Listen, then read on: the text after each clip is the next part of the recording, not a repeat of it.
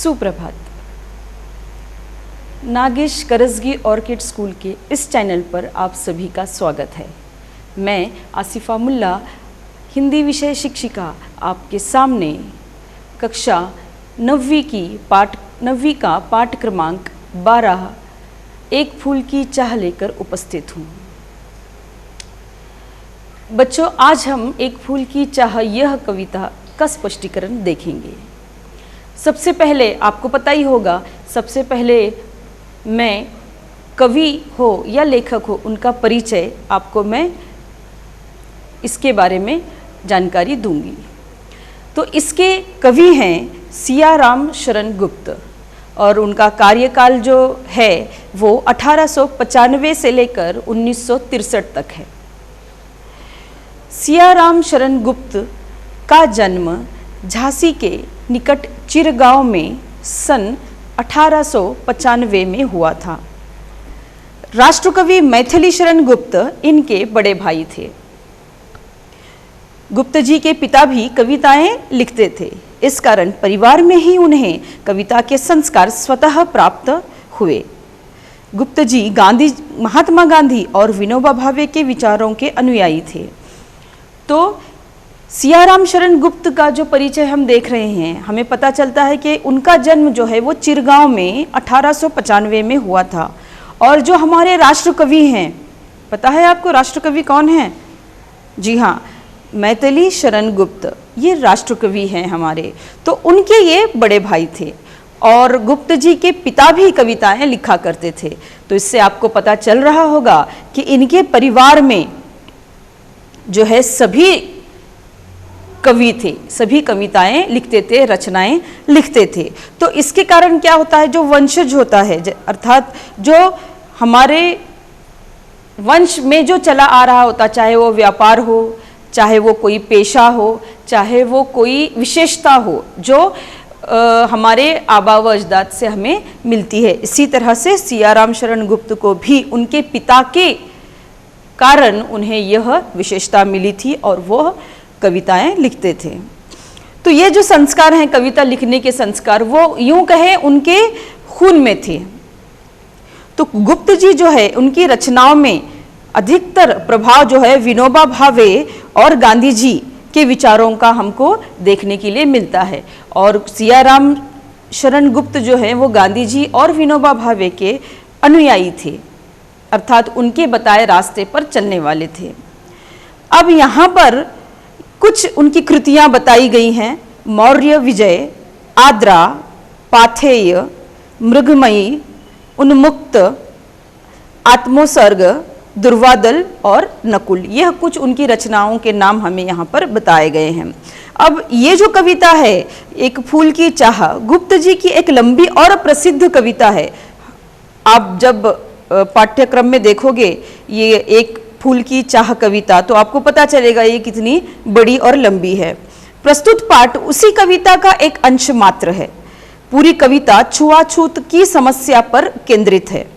एक मरणासन्न अछूत कन्या के मन में यह चाह उठी कि काश देवी के चरणों में अर्पित किया हुआ एक फूल लाकर कोई उसे दे देता। कन्या के पिता ने बेटी की मनोकामना पूरी करने का बड़ा बीड़ा उठाया। वह देवी के मंदिर में जा पहुंचा, देवी की आराधना भी की, पर उसके बाद वह देवी के भक्तों की नजर में खटकने लगा। मानव मात्र को एक समान मानने की नसीहत देने वाली देवी के स्वर्ण भक्तों ने उस विवश, लाचार, आकांक्षी मगर अछूत पिता के साथ कैसा सुलूक किया? क्या वह अपनी बेटी को फूल लाकर दे सका? यह कविता का मार्मिक अंश ही बताएगा। तो आप समझ गए होंगे बच्चों कि इस कविता में कवि ने हमें छुआछूत की समस्या पर हमारा ध्यान केंद्रित करने का प्रयास किया है। देखिए बच्चों,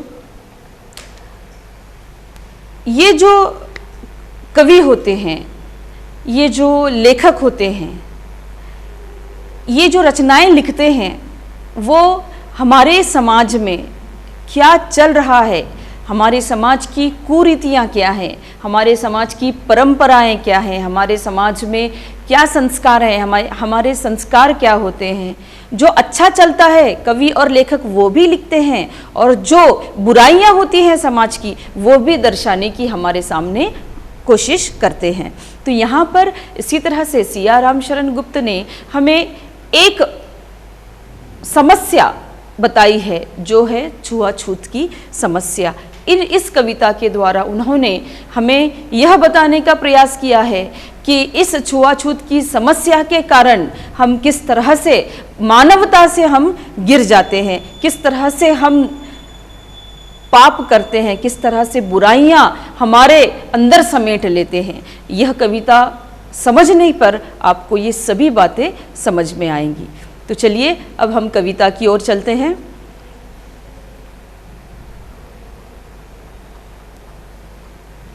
एक फूल की चाह, उद्वेलित कर अश्रु राशियां, हृदय चिताएं धधका कर, महामारी प्रचंड हो फैल रही थी इधर उधर। क्षीण कंठ मृत्साओं का करुण रुदन दुर्दांत नितान, भरे हुए था निज कृश रव में हाहाकार अपार अशांत।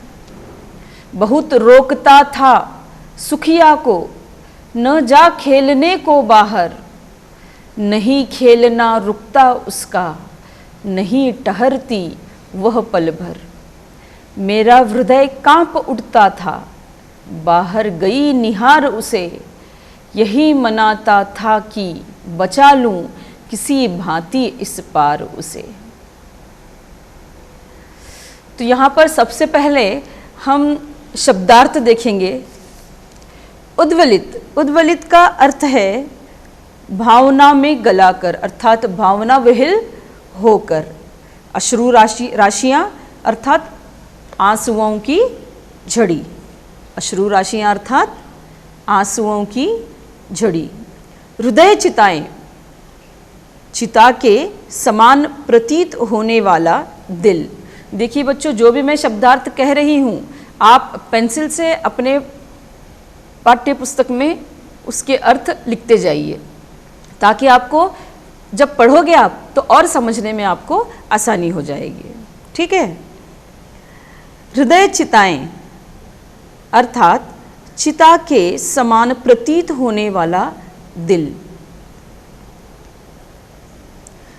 धधकाकर अर्थात सुलगाकर,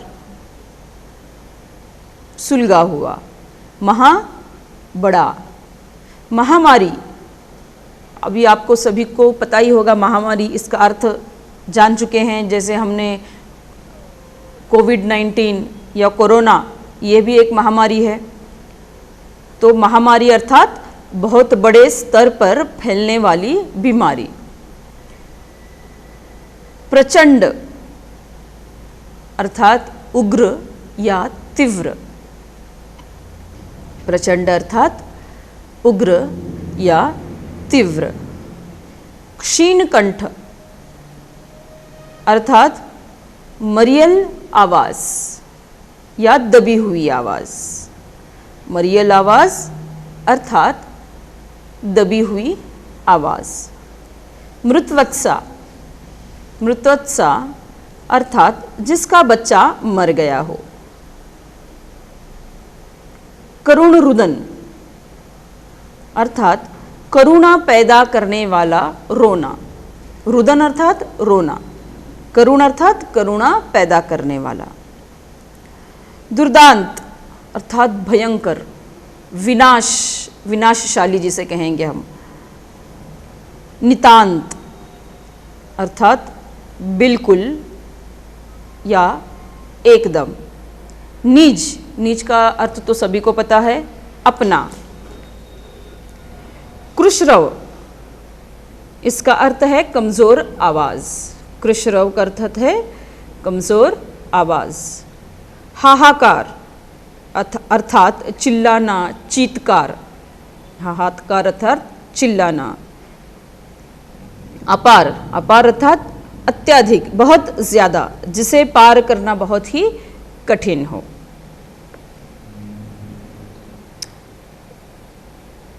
ठीक है, अब हमने तो अब शब्दार्थ लिख लिए, अब हम इसका स्पष्टीकरण देखते हैं। तो कवि महामारी की भयंकरता का चित्रण यहाँ पर कर रहा है। उद्वलित कर अश्रु राशियाँ, अर्थात यहाँ जो भावनाओं में जो गलकर जो आंसुओं की झड़ी बता रहा है हमें कवि कि वहाँ पर जो है महाभयंकर दृश्य है, वहाँ पर जो है महामारी के कारण बहुत ही विनाश लीला हुई है, ऐसा चित्र कवि हमारे सामने प्रस्तुत करता है। और चारों ओर एक महाभयंकर महामारी फैल गई, हृदय चिताएं धधका कर महामारी प्रचंड हो फैल रही थी इधर उधर, अर्थात वहाँ पर एक प्रचंड महामारी ने अपना घर बना लिया था। एक महामारी जो है वो हर तरफ चारों ओर वो महामारी फैली हुई थी। क्षीण कंठ मृतसाओं का, क्षीण कंठ जैसे मैंने बताया आप लोगों को कि दबी हुई आवाज़, मरियल आवाज़, मृतसाओं का अर्थात जिसका बच्चा मर गया हो, उनका जो रोना है, उनकी जो दबी आवाज़ है, उनकी जो करुणा है, उनका जो रुदन है, वो वहाँ पर केवल वही सुनाई दे रहा था। करुण रुदन वृत्तांत नितान, वहाँ पर क्या दिख रहा था? केवल करुण हृदय दिख रहा था कि जिसका बच्चा मर गया है, उनका रोना, उनका चिल्लाना, उनका बिलखना, उनकी तकलीफ, उनकी भावनाएं जो है यह केवल वहाँ पर दिखाई दे रही थी। भरे हुए था निज कृश रव में, निज कृश अर्थात कृश रव अर्थात कमजोर आवाज। वहाँ पर क्या दिखाई दे रहा था? केवल जो माता पिता हैं उनके बच्चों की तकलीफ उन माता पिताओं को देखी नहीं जा रही थी। उन बच्चों का रोना, उन माता पिताओं का रोना, ये बहुत ही तकलीफदेह दृश्य था। केवल वहाँ पर रोना रुदन यही दिखाई देता था। हर तरफ जो है हाहाकार, अपार अशांत, हर तरफ जो है हाहाकार मचा हुआ था, एक हंगामा मचा हुआ था। हर तरफ चिल्लाने की आवाज़ थी, रोने की आवाज़ थी, जिसमें करुणा भरी हुई थी, जिसमें तकलीफ भरी हुई थी। केवल वहाँ पर एक महामारी के कारण भयंकर दृश्य यहाँ पर कवि हमें बता रहा है कि किस तरह से उनके हृदय जो है चिताओं की भांति धधक रहे थे। उनके हृदय जो है वो चिता कैसे जलती है? एक बार जब क्रियाक्रम के लिए चिताओं पर सुलाया जाता है, चिता जैसे ही आग लगाई जाती है चिता को, कि जिस तरह से धधका कर जलती है, उसी तरह से उन माता पिताओं के दिल भी उसी तरह से जल रहे थे, जिसके बच्चे उस महामारी के कारण मृत्युमुखी हो गए थे। तो सब लोग जो है वो दुख के मारे परेशान थे, बेचैन थे। अपने बच्चों को मृत देकर माताओं के कंठ से अत्यंत रुदन आवाज निकल रही थी, अत्यंत भावनामय आवाज निकल रही थी। उनका स्वर जो है वो दुर्बल हो गया था, उनके स्वर में केवल रुदन और दर्द भरा रोना था। वातावरण बहुत ही हृदय विदारक था, अर्थात हृदय विदारक अर्थात हृदय को हिला देने वाला। उस देखो, जब हम ये पढ़ भी रहे हैं तो एक दृश्य हमारे सामने उत्पन्न होता है, जैसे हमारी कल्पना शक्ति के कारण हम वो उस दृश्य को अनुभव कर सकते हैं, तो हमें उस तकलीफ का कुछ न कुछ अंदाज़ा हो जाता है। तो उस समय, उस महामारी के समय उन माता पिता का क्या, उनकी क्या हालत थी, हम समझ सकते हैं। तो सब और जो है अत्यधिक व्याकुल कर देने वाला दृश्य, अत्यधिक बेचैन कर देने वाला, हाहाकार मचाने वाला वह दृश्य वहाँ पर उत्पन्न हो गया था। माताएं जो है वो बहुत दुर्बल स्वर से रुदन मचा रही थी। बहुत रोकता था सुखिया को, न जा खेलने को बाहर, नहीं खेलना रुकता था, रुकता उसका नहीं ठहरती वो पल भर। अब यहाँ पर कवि जो है वह सुखिया का पिता क्या कह रहा है सुखिया को, अब आप समझ गए होंगे। वहाँ पर कुछ बच्चों के खेलने का दृश्य दिया गया है हमारी पाठ्य पुस्तक में। तो हम समझ सकते हैं कि अब बच्चे हैं तो बाहर खेलने जाएंगे ही, और बच्चों को क्या पता कि महामारी क्या होती है, बीमारी क्या होती है, तकलीफ क्या होती है, कुछ नहीं पता होता है। केवल उनका जो है बचपन जो है वो खेलना, बचपन का यदि हम दूसरा अर्थ देखते हैं तो वो है मासूमियत, वो है खेलना, उनको इतना ही पता होता है। अब बाहर जाने से उनको बीमारी लग जाएगी, वो महामारी जो चल रही है उसमें बाहर नहीं जाना चाहिए, ऐसा तो उनको उनके समझ से बाहर होता है, केवल ये बड़े ही समझ सकते हैं। तो अब यहाँ पर इन पंक्तियों में सुखिया अर्थात वो जो बच्ची है उसका नाम सुखिया है, तो सुखिया के पिता यहाँ पर उनके जो भावनाएं हैं यहाँ पर हमको कवि बता रहे हैं। तो सुखिया के पिता क्या कह रहे हैं कि बहुत रोकता था सुखिया को, न जा खेलने को बाहर। वो एक पश्चाताप हेतु वो सोच रहे हैं कि मैं सुखिया को बहुत रोकता था कि तुम खेलने बाहर मत जाओ, नहीं खेलना रुकता उसका, नहीं ठहरती वो पल भर। अब बच्चे हैं, बच्चे कैसे होते हैं हम देखते हैं, बच्चे कैसे हैं, एक पल वो किसी एक जगह पर नहीं रुकते। उनका जो दिमाग है, उनकी जो बुद्धि है, वो कुछ न कुछ सोचते रहती है, वो एक जगह ठहरते नहीं है, वो कुछ न कुछ उठाते हैं, देते हैं, लेते हैं, बाहर दौड़ते हैं, खेलते हैं, आवाज़ करते हैं। ये बच्चों का खेल ही ऐसे होता है ना।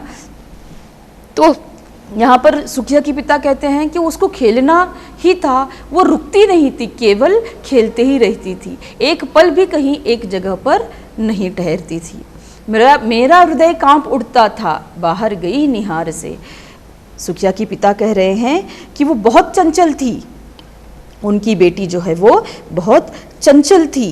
वो हमेशा कहा करते थे सुखिया को कि बेटी बाहर खेलने मत जा, परंतु वह जो है चंचल और हठीली थी, हठीली अर्थात जिद्दी थी, उसका खेलना रुकता ही नहीं था, वो पल भर के लिए भी घर में नहीं रुकती थी। आजकल हम देखते हैं बच्चों, अब तुम खुद भी जो है, लेकिन ये बात अलग है कि तुम में समझ आ गई है। छोटे बच्चे जो होते हैं उनको हमेशा समझाना पड़ता है कि बाहर नहीं जाना चाहिए। क्यों नहीं जाना चाहिए? कि इस तरह से कोरोना वायरस है, महामारी है, बाहर जाने से तकलीफ़ हो जाती है। इस तरह से हमें बार बार छोटे बच्चों को बताना पड़ता है ना। तो वो अपनी बेटी को वही कह रहे थे, पर बेटी जो है वो बहुत चंचल थी, सुखिया जो है वो बहुत चंचल थी, वो एक जगह पर नहीं ठहरती थी। मैं उसकी इस चंचलता को देखकर बहुत भयभीत होता था। उसके पिता क्या कह रहे हैं कि उसकी चंचलता से मुझे बहुत भय होता था। वो कह रहे हैं कि मेरा दिल कांप उठता था, मेरा हृदय कांप उठता था, बाहर गई निहार से। वो कह रहे हैं कि मेरा हृदय कांप उठता जब वो बाहर गई ये देखकर, यही मनाता था कि बचा लूं किसी भांति इस बार उसे। तो वो सुखिया के पिता कह रहे हैं कि मैं मन में हमेशा यही कामना करता था कि किस तरह से अपनी बेटी सुखिया को इस महामारी की चपेट से मैं बचा लूं।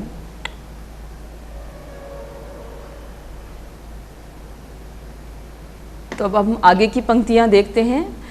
भीतर जो डर रहा छिपाए, हाय वही बाहर आया। एक दिवस सुखिया के तनु को ताप तप्त मैंने पाया। ज्वर में विहल हो बोली वह, क्या जानूं किस डर से डर।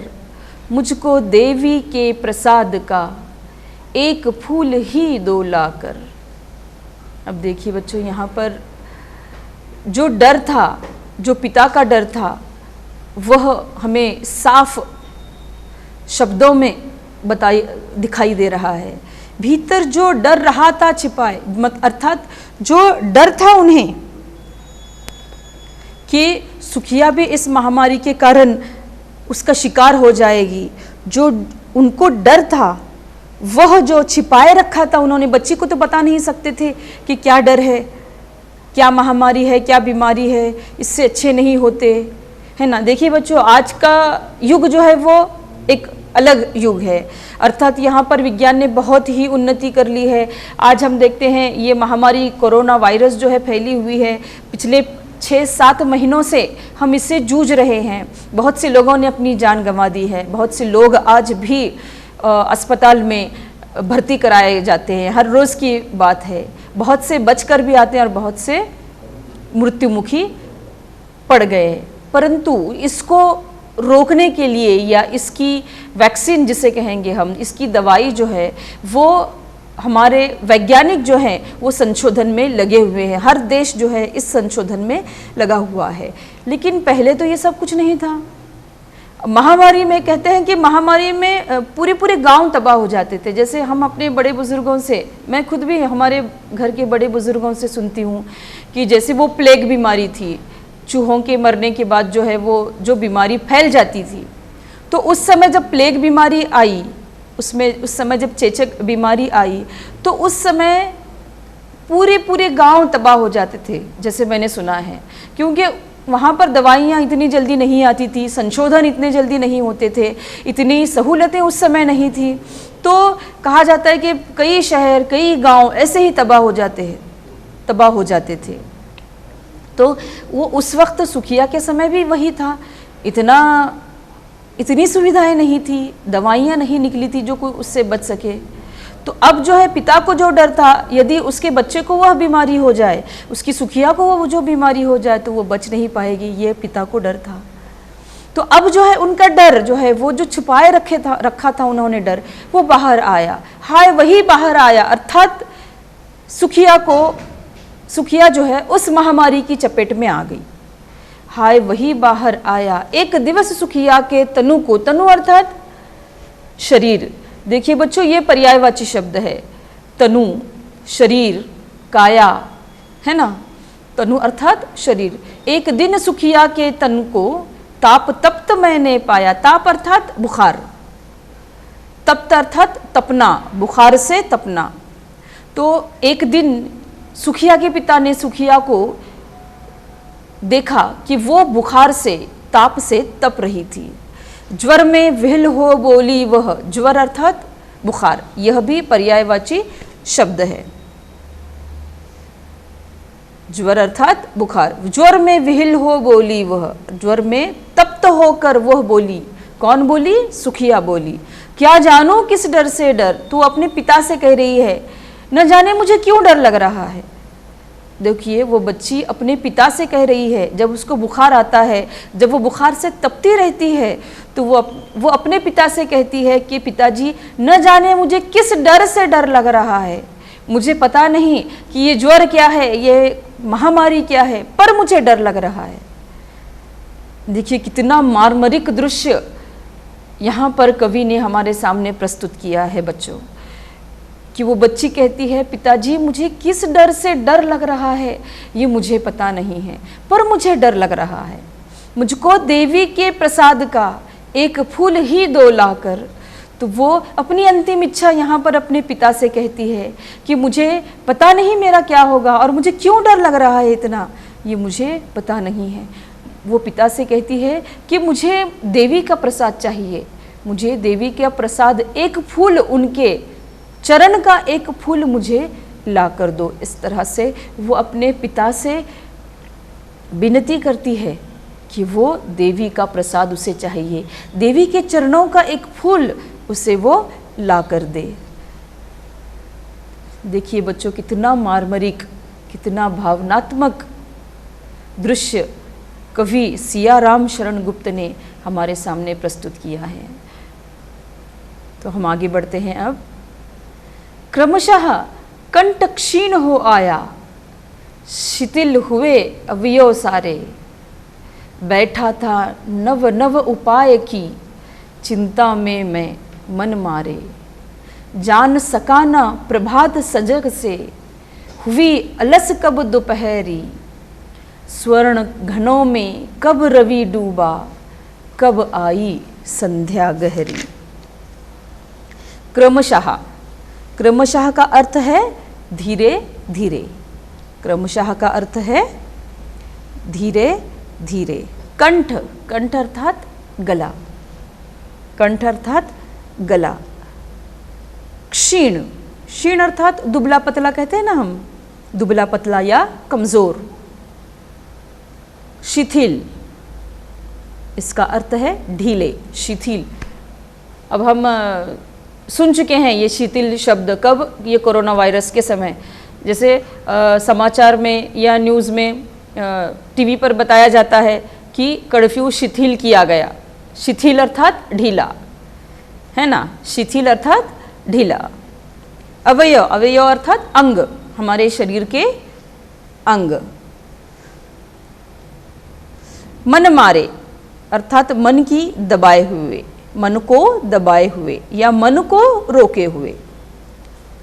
ये मुहावरा भी है ना बच्चों, मन मारकर रहना, यह मुहावरा भी है, अर्थात अपने मन को दबाए रखना, जो हमारे मन में जो भावनाएं हैं उसको दबाए रखना। प्रभात सजग अर्थात हलचल से भरी सुबह। प्रभात सजग अर्थात हलचल से भरी सुबह। अलस, आप सभी जानते हैं अलस अर्थात आलस्य। स्वर्ण घन, स्वर्ण अर्थात तुम लोगों को पता है इसका अर्थ, बताइए। स्वर्ण अर्थात हाँ सुनहरी, सोना, सुनहरी।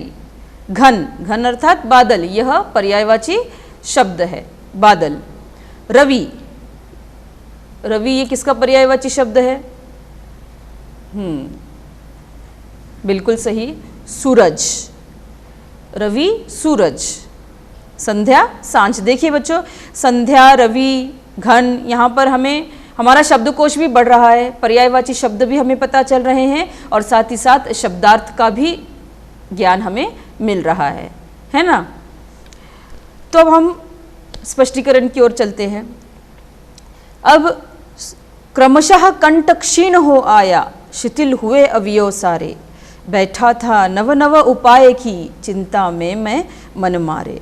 यहाँ पर सुखिया के पिता महामारी से जूझ रही अपनी बेटी सुखिया की बीमारी ढूंढने का, बीमारी बढ़ने का यहाँ पर वो वर्णन करते हैं। कहते हैं कि धीरे धीरे महामारी का प्रभाव किस तरह से बढ़ रहा था।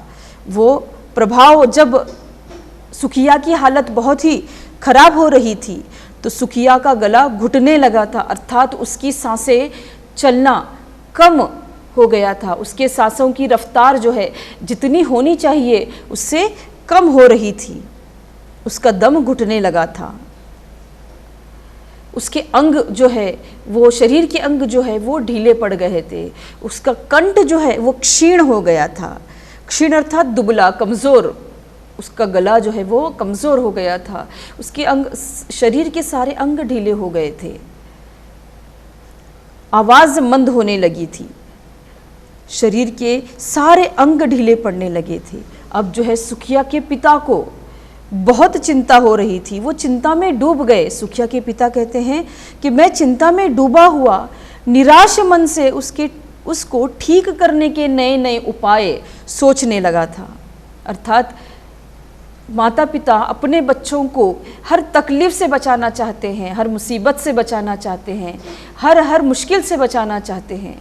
तो इसी तरह से वो अपने बेटी को इस महामारी से कैसे बाहर लाए, वो इस तरह से उपाय कर रहे थे। तो इस चिंता में वो इतना डूब गए कि वो कहते हैं कि मुझे पता ही नहीं चला कि प्रातःकाल कब समाप्त हुई और सुबह कब हुई। दोपहर आई जब सूरज बादलों में डूब भी गया और कब गहरी सांस आई। तो यहाँ पर सुखिया के पिता जो हैं वो कह रहे हैं कि जब उन्होंने देखा अपनी बेटी सुखिया को कि उसके शरीर के अंग जो है वो शिथिल हो गए हैं, उसका जो कंठ है, वो जो स्वर है वो बहुत ही कमज़ोर हो गया है, उसकी सांसें जो जितनी रफ्तार से चलनी चाहिए वो रफ्तार भी कम हो गई है, अर्थात उसका मरने का समय जो है वो निकट आया है। यह कवि हमें बताना चाहते हैं। जब कोई माता पिता अपने बच्चे को इस हालत में देखते हैं तो हम उनके रुदन का, हम उनकी तकलीफ़ का अंदाज़ा भी नहीं लगा सकते। तो यहाँ पर कवि ने हमें यही दृश्य, हमें यहाँ पर इन शब्दों से यही दृश्य हमको यहाँ पर बताया है। उनका कहना है कि जब वो अपनी बेटी को सुखिया को देखने लगे तो रात कैसे बीती, सुबह कैसे हुई, दोपहर कैसे हुई और फिर संध्या कैसे आई, उन्हें बिल्कुल पता नहीं चला। वो अपनी बेटी को ठीक करने के उपाय ढूंढने में ही उनका समय चला गया। तो यहाँ पर हमने अभी तक क्या देखा कि यहाँ पर जो है अब एक पिता अपनी बेटी को किस तरह से महामारी से बचाना चाहता है, बाहर खेलने के लिए नहीं भेजता, और इतना कर कर भी उस बच्ची को वह महामारी हो जाती है। और हो जाने के बाद किस तरह से वो बुखार में तपती हुई बेटी को जब वो देखता है, और बेटी की अंतिम इच्छा क्या होती है कि उसको देवी का प्रसाद चाहिए, अर्थात देवी के चरणों का फूल चाहिए। जब वो बेटी कहती है तो वो अपनी बेटी को ही देखते रहता है कि मैं कैसे फूल लेकर आऊँ, मैं कैसे इसको बचाऊँ, कैसे मेरी बेटी फिर से खेलने लगे। ये इस तरह से यहाँ तक की पंक्तियों में हमने यह आज समझा है। तो बच्चों, आज इतना ही। नेक्स्ट एपिसोड में जो है, अगले एपिसोड में हम इसके आगे का स्पष्टीकरण देखते हैं। और मैं आशा करती हूँ जितना आज हमने सुना, पढ़ा और समझा वो आपको अच्छी तरह से याद रहेगा। तो आज के लिए इतना ही।